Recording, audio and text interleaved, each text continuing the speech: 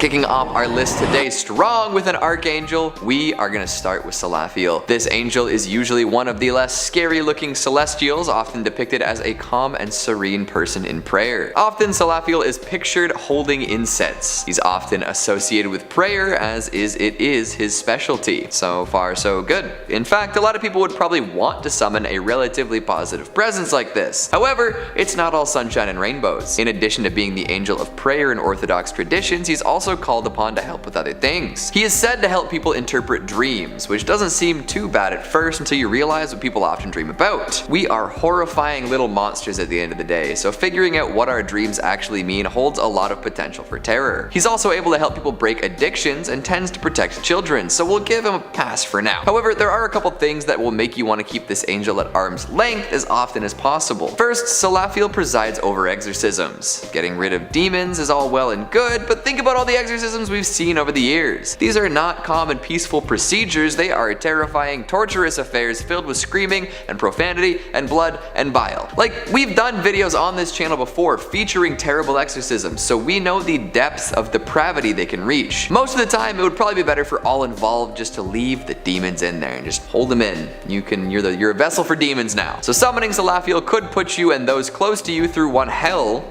of an ordeal. If demons are afraid of this guy, you probably should be too. And one more thing before I go. Apparently he wields a holy sword with immense power, and it gains even more power when more people lend him energy. So Salafio is basically Goku, and will punish you for your sins, and will also rip demons from your body in horrifying rituals. Angels, everyone! Coming in at number 4, we've got Metatron. That's one hell of a name. Don't get it twisted though, it's not a famous Decepticon. They're very different actually. Metatron has a whole lot of different definitions and interpretations, so we'll do our best here to keep things simple. Feel free to shout at me in the comments with your interpretation. However, when an angel is recognized by some but not others, and is also the voice of God and may or may not be the ascended version of Enoch, there's plenty to talk about. The simplest description is that Metatron is the highest of the angels, is the celestial scribe, closest to God, recording what's going on at all times. Plus, he has a very cool transformation. Apparently at some point a mortal man had his flesh turn to flame, his veins to fire, his eyelashes to lightning, and his eyeballs to flaming torches. After all this, he was given a throne next to the throne of glory and given the heavenly name Metatron. This is just one telling of what happened, but still, imagine seeing something like that happening before your very eyes. This is a being that could vaporize you in the blink of an eye. No questions asked. Now, this transformation doesn't stop there. Metatron continues to be terrifying even once in heaven. Apparently, as the voice of God and the scribe angel, he's covered with 1 million eyes and 1 million mouths. These mouths all speak different languages so as to communicate with anyone, anywhere. And don't think you're getting away with anything with all those eyes trained across the world.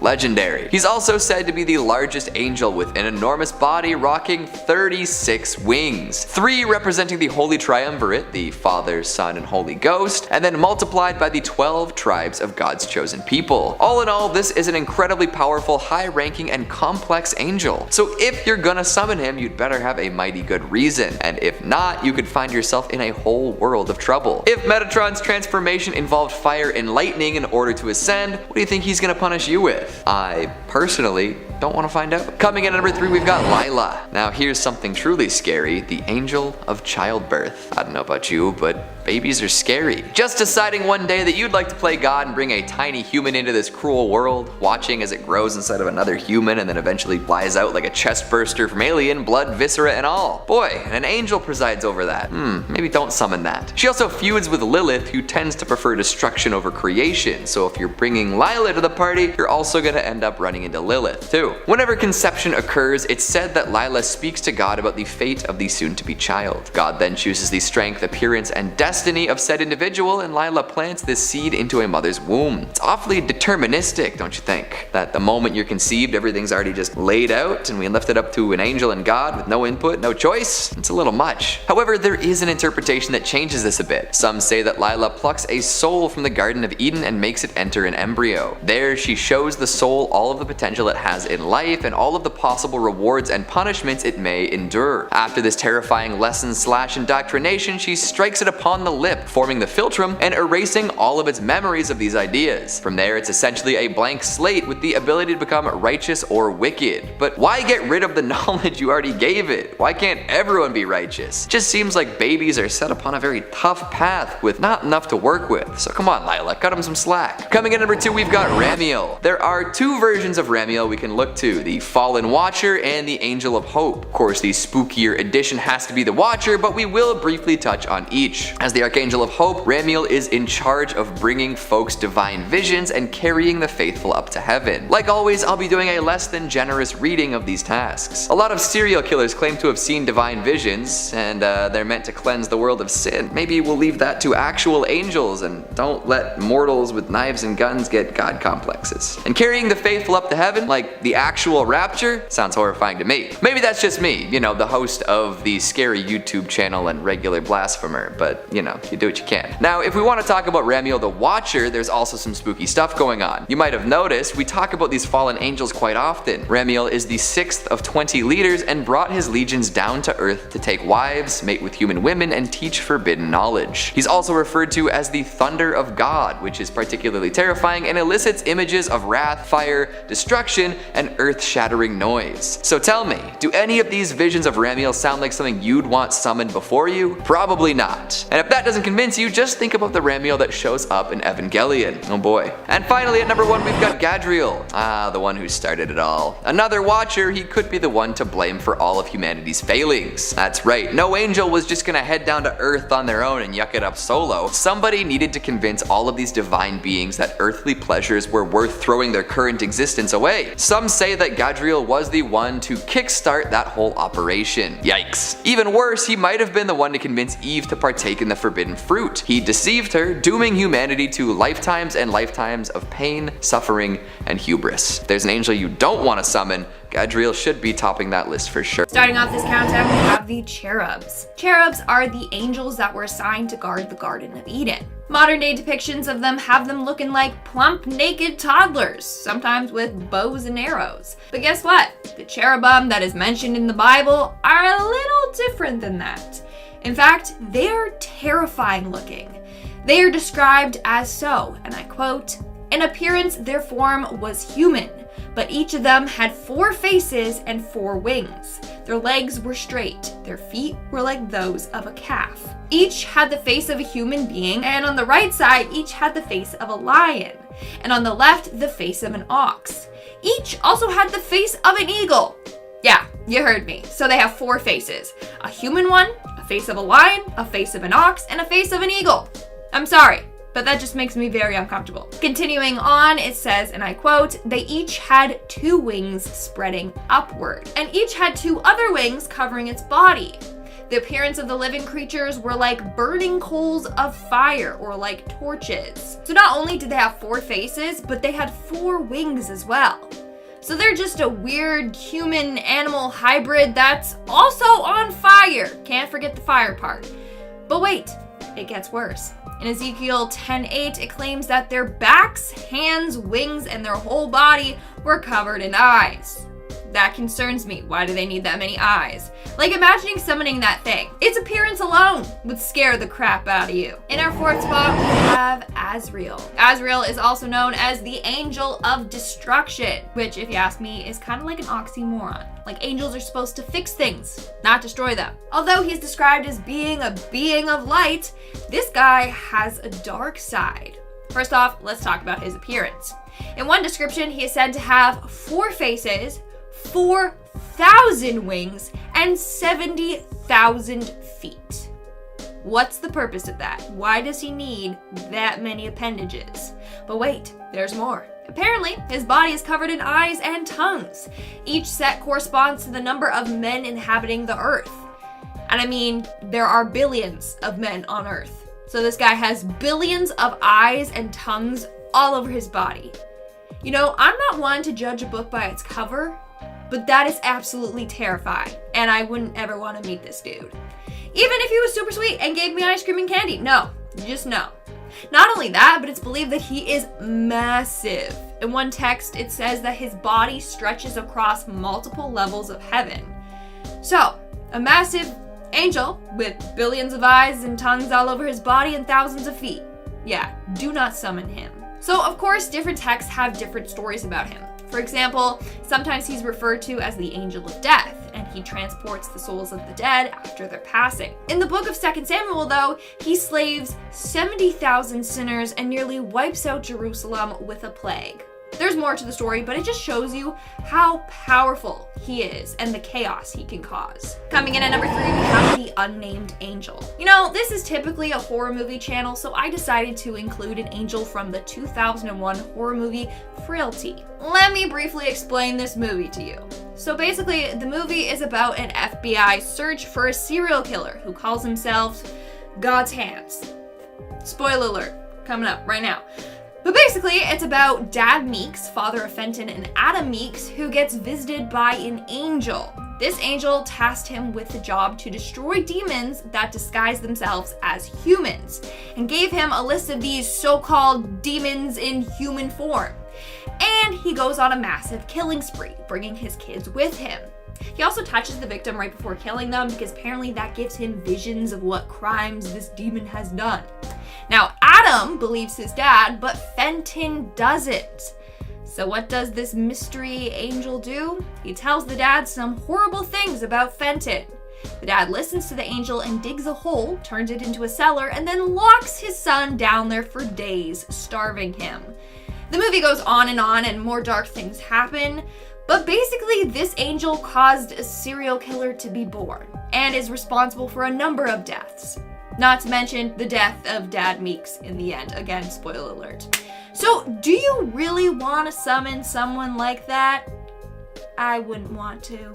Even if they were demon hunting, I'm sorry. No. Coming in at number 2, we have Samiel. Samiel is an archangel of death. His name literally means the venom of God, the poison of God, or blindness of God. So Samiel kills under God's order. When it's time to kill, he will show up with his sword drawn.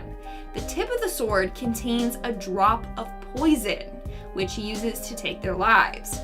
In Jewish lore, he is the main angel of death and the head of Satan's. In fact, in early biblical scriptures, Satan wasn't a single being. Instead, it was a broad term given to any of God's opponents. Eventually, it merged and became synonymous with Samiel. In fact, some people called him the alter ego of Satan. In Jewish lore, he is also said to be the serpent in the Garden of Eden that tempted Eve to sin. In Hebrew lore, he is the prince of demons and is the executioner of death sentences handed out by God. He is also called the seducer. Why? Well, he is known to seduce people into acts of evil. He seduces them so they will sin.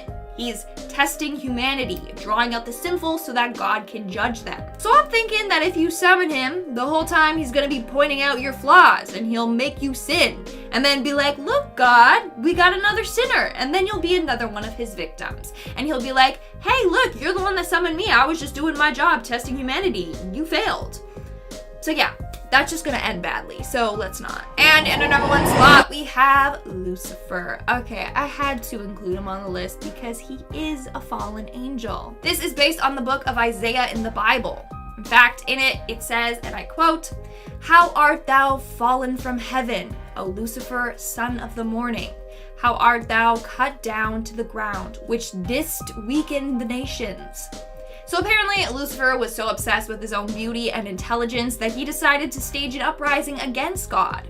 In the end, this led to him getting banished to the depths of hell, along with other sinners. I mean, do I really even have to go on and talk about why Lucifer is terrifying? He's got armies of demons, and is one cunning and evil being. There are so many stories about people summoning him and then just everything going wrong. Let's talk about the story about John. John and his friends decided one night to try and summon Satan. They followed some ritual they saw on Reddit and began chanting and doing everything, and things turned south quickly. One of his friends suffered from a seizure and started foaming at the mouth. While this was happening, one of their candles that was way across the room fell over by itself and lit a blanket on fire. His whole basement was quickly engulfed in flames and destroyed. He believes that all of this happened because he made contact with Lucifer, or one of his demon servants. There's also a number of stories of people selling their soul to the devil or making a deal with him. And again, that usually ends badly. So maybe don't go around summoning him. Please and thank you. Coming in at number 5, we've got the Angel of Death. We'll start off with a no-brainer. If you summon the Angel of Death, you're probably gonna witness some death. Or quite possibly, participate in some death. Whether it's your death or the death of someone close to you or the death of literally everyone around you for miles, there's gonna be some death. Death, death, death. That's what happens when you summon the Angel of Death. Get used to it. By the way, does death sound weird to you now?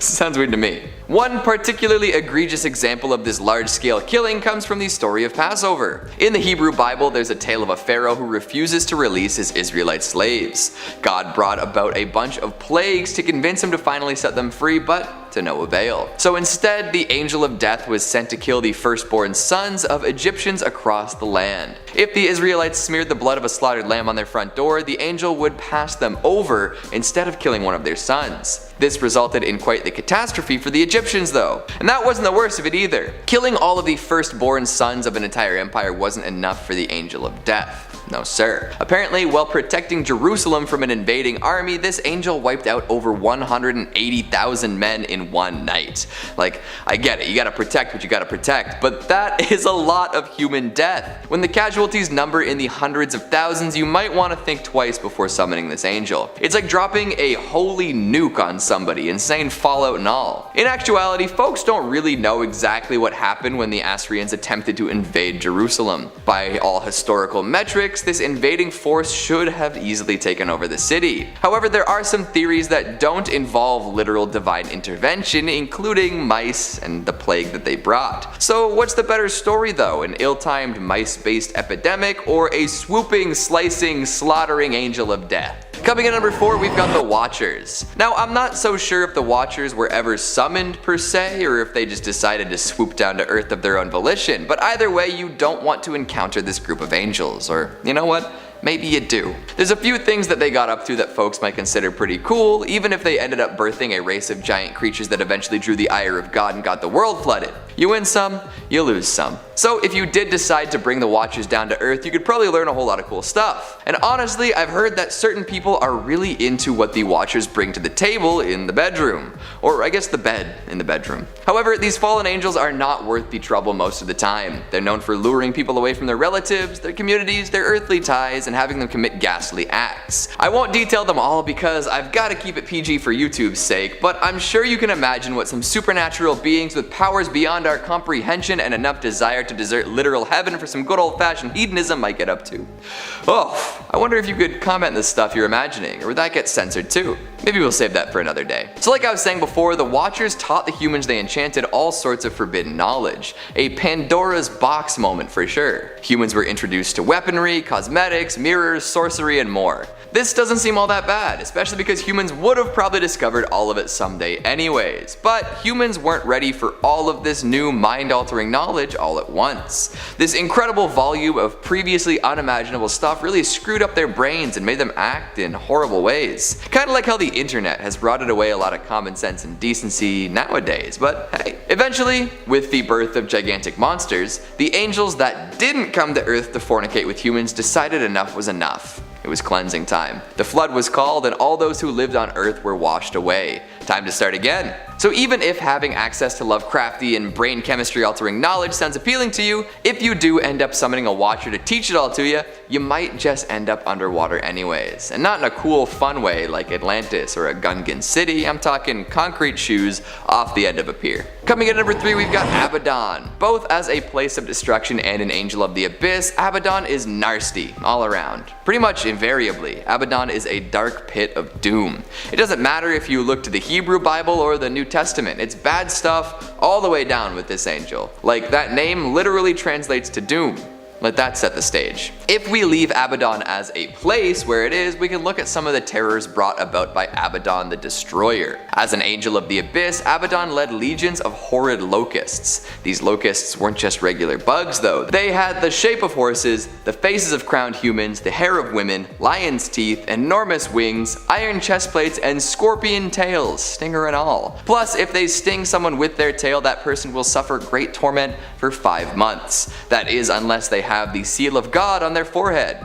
Holy smokes. All of these details have made Abaddon a particularly popular angel to depict in horror media, from foul fiends in literature to towns of terror filled with entrances to the lake of fire to wildly powerful entities in video games. So while summoning Abaddon might earn you a solid 5 months of hell on earth, it's also kinda cool to see what happens. Weigh your options carefully. Coming in number 2, we've got Uriel. If you like your reproductive organs unsliced, you'd best avoid Uriel. See, there's an old story that makes me wonder about angelic priorities. Moses almost died because he and his wife were lax with a bit of non-essential surgery for their son. In the book of Genesis, the removal of a piece of skin at the end of a particular body part is considered mandatory. It guarantees that covenant between you and God. So when Moses and his wife Zipporah hadn't gotten around to slicing and dicing their son's parts, God sent Uriel to exact swift revenge. According to the story, he was moments away from dropping Moses on the spot, but Zipporah swept in with a particularly sharp rock and did the deed. Casting the bloody bits of their son upon Moses' feet, Uriel accepted this and refrained from ending the man's life. So if you're not careful, you could anger the Lord for something seemingly insignificant and he might send Uriel after you. And if we're being honest, that's not a way anyone wants to go. So when you sign up to be a part of something like that, maybe check the rules and regulations extra close, lest you get put in the ground for not having your tonsils removed or something. And finally at number 1, we've got Jophiel. Widely known as the Archangel of Beauty, you would think that this angel would be cool to summon. Sure, the heavenly beauty might be too much for your human mind to handle, but at least you'd go mad seeing something unspeakably radiant. Here's the thing though, Jophiel doesn't suffer any fools, and we're all fools. Hell, the first humans to ever roam the earth, Adam and Eve, found this out firsthand. After consuming the forbidden fruit and gaining its hidden knowledge, Jophiel was the one to kick them out of the Garden of Eden. Break the rules? Get booted. I don't know if that can be considered tough love, it's probably just tough. So summoning Jophiel probably means that you've recently done something that goes against God's will, and for most folks that is not something they're super enthusiastic about doing. Plus, Jophiel is said to wield an enormous flaming sword, and as badass as that is, you probably don't ever want to be on the receiving end of it.